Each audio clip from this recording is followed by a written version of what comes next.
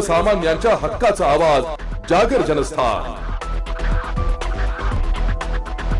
नाशिक महानगरपालिका साजरा करत आहेत स्वच्छतेचा हरित कुंभ।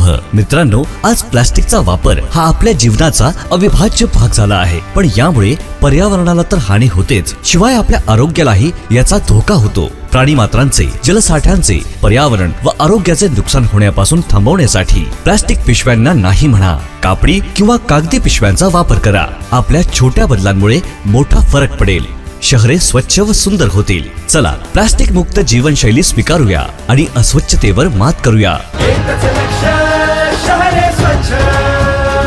नाशिक महानगरपालिका नाशिक तर्फे जनहितार्थ प्रसारित। चाळीसगाव बस आवारात 5 नवीन एसटी बसेसचे लोकार्पण।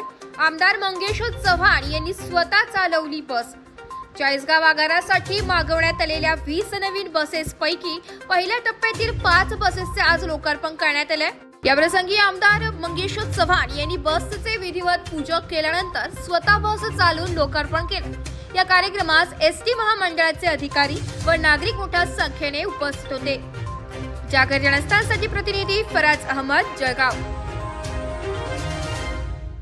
नाशिक महानगरपालिकेच्या सार्वजनिक आरोग्य विभागाच्या वतीने जाहीर आवाहन। गुइलेन बॅरे सिंड्रोम अर्थात GBS ला घाबरू नका, पण दक्षता घ्या। पाणी उकळून प्या, स्वच्छ आणि ताजे अन्न सेवन करा। शिजलेले व न शिजलेले अन्न एकत्रित ठेवू नका। लक्षात ठेवा, अचानक पायात किंवा हातात कमजोरी किंवा लकवा, चालताना त्रास किंवा अशक्तपणा, बऱ्याच दिवसांपासून डायरिया अशी लक्षणे आढळल्यास त्वरित डॉक्टरांचा सल्ला घ्यावा व तात्काळ उपचार सुरू करावा। सार्वजनिक आरोग्य विभाग, मनपा नाशिक द्वारे जनहितार्थ प्रसारित।